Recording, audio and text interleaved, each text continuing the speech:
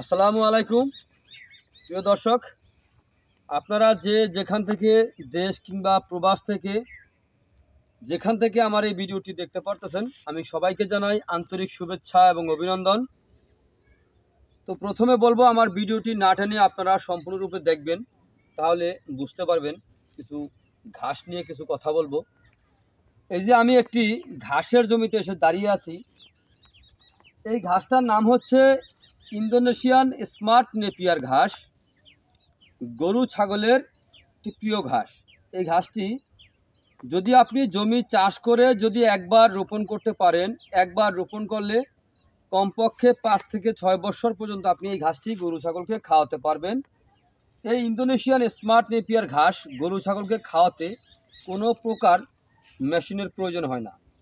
দেখেন, যে কোনো ঘাসের কিন্তু একটি নির্দিষ্ট সময় আছে যেটা রোপণ করার, কিন্তু এই ঘাসটা রোপণ করার কোনো সময়ের প্রয়োজন হয় না। যে কোনো মৌসুমে যে কোনো মাটিতে আপনি রোপণ করতে পারেন, কিন্তু মাটিটা একটু আপনার উঁচু হতে হবে। দেখেন, একটি ঝোপায় কি পরিমাণে ঘাস হয়েছে। দেখেন, একটি ঝোপায়, এই যে দেখেন এখানে একটি ঝোপায় কি পরিমাণে ঘাস হয়েছে। দেখেন, দেখতে পাচ্ছেন এখান থেকে একটি ঝোপ, এই একটি ঝোপে কি পরিমাণ ঘাস আপনার হয়েছে।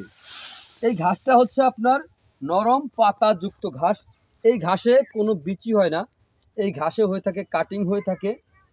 এই ঘাসটা যেমন মাটির কথা বলেছি, যে কোনো মাটি বলতে আপনার একটু উঁচু জমি হতে হবে, এঁটেল মাটি হোক, বেলে মাটি হোক, দোআঁশ মাটি, অথবা আপনার ছোট ছোট যেই পাহাড়ের টিলা আছে, টিলাতেও আপনি এই ঘাসটি রোপণ করতে পারেন।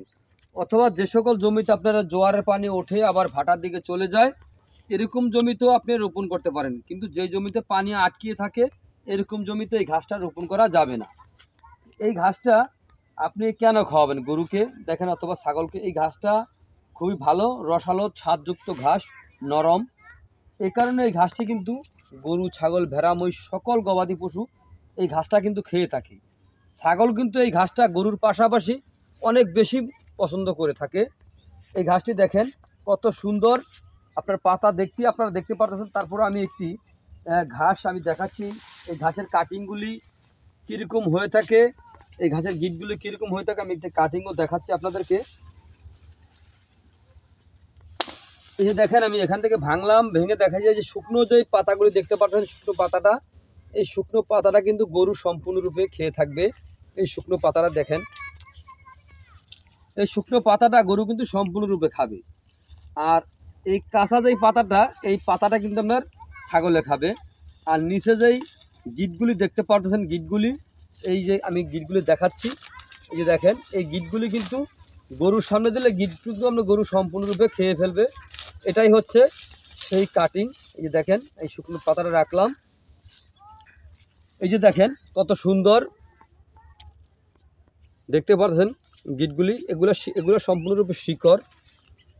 এই ঘাসের যদি কাটিং আপনারা সংগ্রহ করতে চান, তাহলে আমার স্ক্রিনে দেওয়া নাম্বারে যোগাযোগ করবেন। আমরা এই ঘাসের কাটিং সারা বাংলাদেশে যে কোনো স্থানে আমরা ডেলিভারি দিয়ে থাকি। চাইলে আপনিও ঘাসের কাটিং সংগ্রহ করতে পারেন। তো আপনারা যেখান থেকে আমার এই ভিডিওটি দেখতে পারতেছেন, তো আপনারা সকলে ভালো থাকবেন, সুস্থ থাকবেন। আল্লাহ হাফিজ।